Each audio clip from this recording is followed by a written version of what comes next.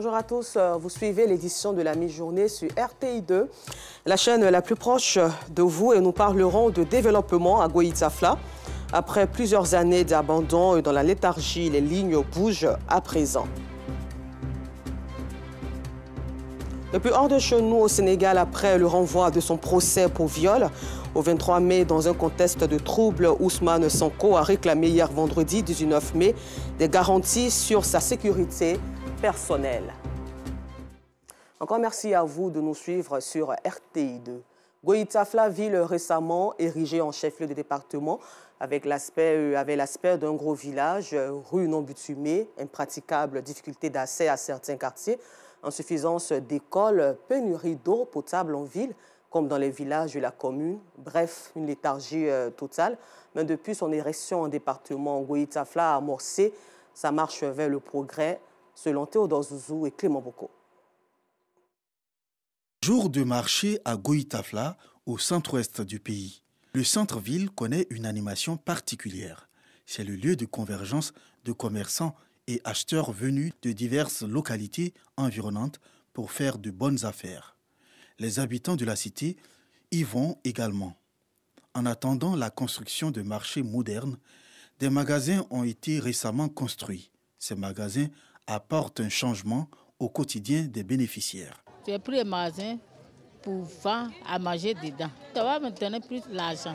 Le conseil municipal ne compte pas s'arrêter à ces magasins pour apporter un changement notable à la commune et au jeune département. Changement qui, pour le conseil, passe par le recouvrement des tasses au marché et les différents commerces de la ville. Un processus digitalisé pour éviter les déperditions. Les collecteurs, chaque matin, nous rendons au marché et puis nous distribuons les tickets du trésor aux vendeuses. Bon, après distribution, nous repassons 1 heure ou bien 2 heures après pour encaisser la somme des. Et bon, après, si elle nous met la somme, nous confirmons avec ce terminal-là, voilà, directement, et nous tirons le reçu et nous remontons aux vendeuses. Le processus a commencé par une géolocalisation de tous les commerçants de la ville. Après la géolocalisation, nous avons donc cette cartographie.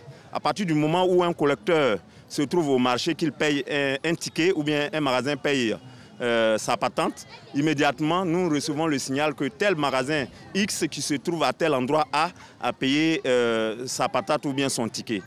Mais déjà, les autorités locales, autant que les populations, sont fières de la profonde transformation de cette ville érigée en chef-lieu de département récemment par le président de la République. La voie Béoumi-Zuenoula, en plein travaux de bitumage, vient désenclaver la localité. L'extension du réseau électrique au quartier périphérique est une réalité. Les villages également sont électrifiés à 100%. Plusieurs écoles sont construites ou réhabilitées dans les différents quartiers. Les villages ne sont pas en reste. Les villages de Diegalafla et de Kouani-Césra ont vu leurs bâtiments achevés ou presque. Avant, nos petits-enfants souffraient pour aller à l'école d'un autre village voisin. Aujourd'hui, on a eu une école, on a eu le château d'eau. Nos femmes n'ont plus besoin de souffrir à faire d'eau. Donc, vraiment, nos villages ont changé vraiment.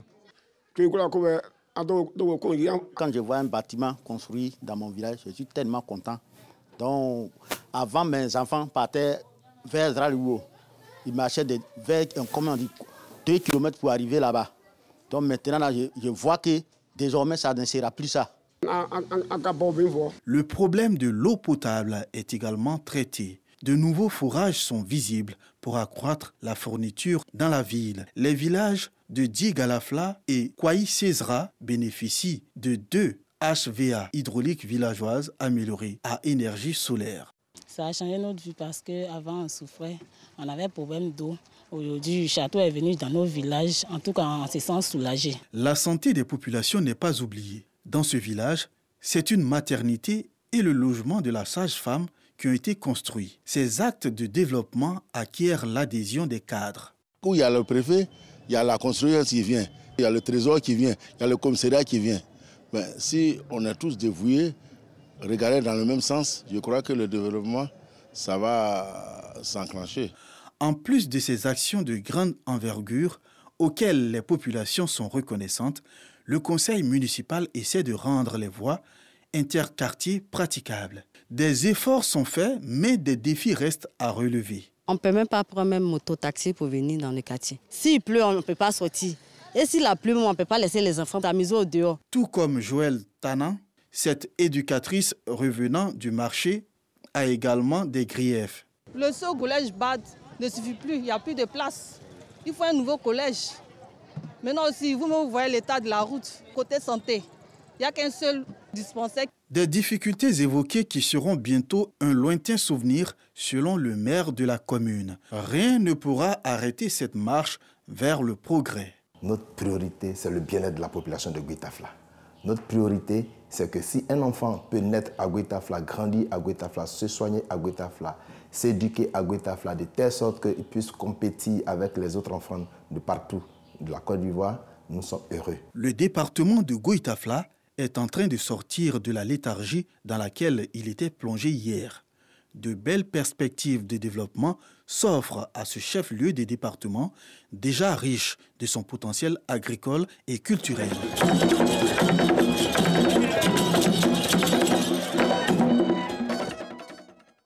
Au chapitre santé, ces dernières années, plus d'1 milliard de personnes souffrent de l'hypertension artérielle dans le monde. En Côte d'Ivoire, la prévalence a été évaluée à 20,4%, avec un mauvais contrôle tensionnel dans 54,4% chez des sujets de plus de 18 ans et on enregistre malheureusement plus de 15% de décès chaque année. Comment lutter contre cette maladie qui tue silencieusement et comment surtout est faite la prise en charge dans les hôpitaux en Côte d'Ivoire? Des éléments de réponse dans ce reportage commenté par Maïssa Kogueï. Natacha a été victime d'un accident vasculaire cérébral AVC à l'âge de 28 ans. Depuis lors, elle a perdu l'usage de ses membres. J'ai dit peut-être donner la nourriture aux enfants plus tôt. Donc dans la nourriture aux enfants, j'ai donné à un de mes jumeaux. Et c'est là maintenant, voulant donner à l'autre, je suis allée me coucher sur l'autre. Je ne savais pas, en m'évanouissant, je suis allée me coucher sur l'autre. Donc ma grande sœur avait dit, mais toi tu es couché au salon et puis l'enfant pleure et puis il pleure comme s'il étouffe. Que tu as fait quoi à l'enfant? Je ne réponds pas. Elle crie mon nom, Natacha. Je ne réponds pas. Et c'est là maintenant, elle vient, elle voit que je suis couchée vers l'enfant, sur l'enfant. Elle voit que je suis couchée sur l'enfant. Elle dit, mais toi tu dors, yeux ouverts et puis l'enfant, tu es couché sur ton enfant. Je n'ai pas répondu au fait. Qu'elle a dit, je ne savais pas ce qui s'est passé. J'étais déjà partie dans un coma. Donc c'est là, elle a crié, elle m'a essayé de m'enlever sur l'enfant.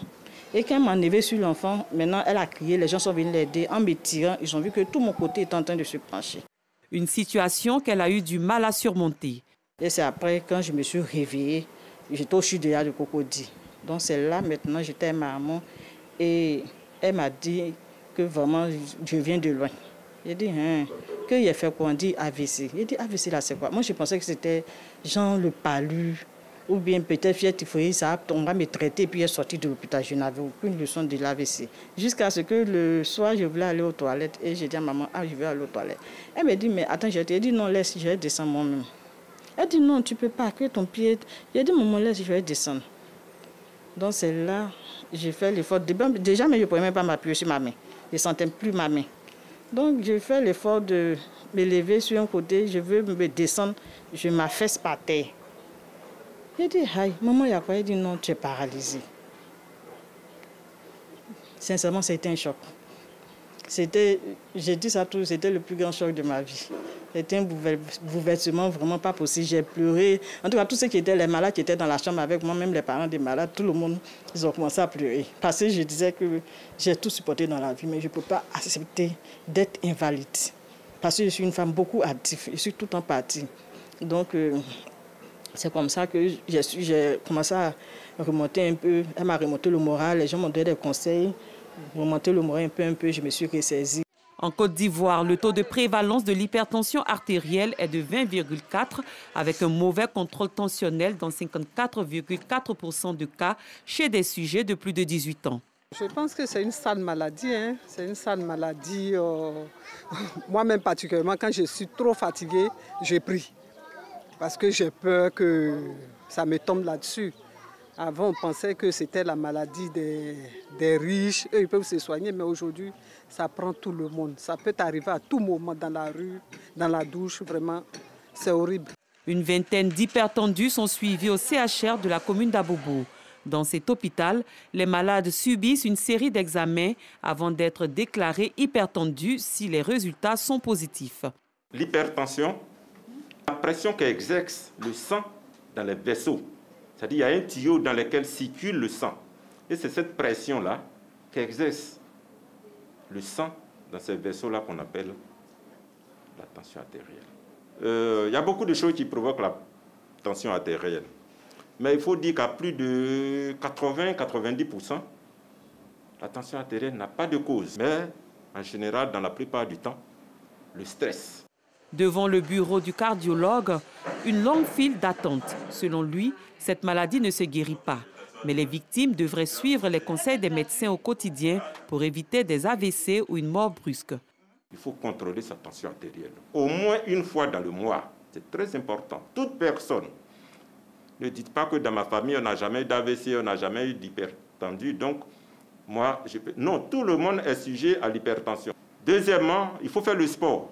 Et puis, en troisième position, on doit manger moins salé, moins huileux, moins sucré aussi. Dans le monde, plus d'1 milliard de personnes souffrent de l'hypertension artérielle, selon la Ligue mondiale de lutte contre l'hypertension. Pour la dédicace de son livre intitulé Aya de Yopougon, Marguerite Aboué était tout récemment au groupe scolaire La Pérouse dans l'objectif d'inciter les élèves à la lecture. Les Ivoiriens, en l'occurrence, les élèves ne lisent pas. Telle est la ritournelle qui semble confirmer la réalité. Je suis dans l'égouillement, je n'ai pas le temps de lire. Voilà, mon temps, le temps est très court pour moi. Voilà. Actuellement, la vie que nous vivons aujourd'hui, c'est de chercher l'argent. Je ne suis pas trop de lecture, quoi. Je préfère passer à autre chose. Mais souvent, quand j'ai un bout de temps, je lis, ça me distrait un peu. Ce peu d'engagement pour la lecture est d'autant plus alarmant que Marguerite Aboué est meurtrie. Lors de la dédicace de son livre Aya de Yopougon, au groupe scolaire La Pérouse, l'auteur s'est réjoui de l'engagement des élèves de la dite école pour la lecture. Ce sont mes lecteurs et je suis toujours aussi ravie de les rencontrer, de voir qu'ils apprécient la lecture grâce à ce que je fais et que ça les oblige à lire d'autres romans, d'autres histoires et je suis ravie et c'est super. Pour le fondateur de l'école, cette initiative a été une opportunité pour ses élèves d'approfondir leur culture en lecture. L'objectif que nous visons, c'est qu'elles puissent venir échanger avec les élèves pour leur donner la culture de la lecture. C'est important parce que la jeunesse scolaire a aujourd'hui besoin de repères, de modèles. Et elle est un modèle pour nous en matière de littérature. En témoigne Kadi Joanne, élève en classe de 6e. J'ai appris que la lecture nous apporte plein de savoir, du plaisir et ne fait que nous apporter une leçon de vie. La lecture est pour l'esprit ce que les racines sont à l'arbre. Pour les apprenants, ce puissant outil d'apprentissage se veut indispensable dans la réussite de leur cursus scolaire. En sport, la Confédération africaine de football, CAF, au cours d'une réunion jeudi dernier à Alger, a exprimé son satisfait des progrès réalisés en Côte d'Ivoire dans les préparatifs de la CAN et dévoilé la date du tirage au sort de la phase de poule de la 34e édition de la CAN en présence de Salif Ouattara et Jean-Sylvain Resso. La Côte d'Ivoire aura son test grandeur nature avant la Coupe d'Afrique des Nations de football. Pour tester le dispositif ivoirien, la CAF a désigné le pays pour organiser la prochaine Ligue des champions féminines de la CAF 2023. Le Maroc s'étant rétracté. La réunion du comité exécutif tenue à Alger a reconnu d'entrée de jeu que la Côte d'Ivoire a réalisé d'énormes progrès en ce qui concerne les préparatifs de la Coupe d'Afrique des Nations 2023, prévue du 13 janvier au 11 février 2024. Le président Motsepe a ainsi exprimé toute sa gratitude au président de la Côte d'Ivoire, Alassane Ouattara, et au Premier ministre Patrick Kachi pour leur coopération et leur engagement à faire en sorte que la Coupe d'Afrique des Nations soit une totale réussite. À côté de cette décision, le comité exécutif a annoncé que le tirage au sort officiel de la Coupe d'Afrique des Nations de football aura lieu le jeudi 12 octobre 2023 à Abidjan. Terminé au Sénégal après le renvoi de son procès pour viol au 23 mai dans un contexte de trouble. Ousmane Sonko a réclamé hier vendredi 19 mai des garanties sur sa sécurité personnelle pour être présent à la nouvelle audience à Dakar dans 3 jours. Encore merci à vous et bonne suite au programme sur RTI2, la chaîne la plus proche des populations.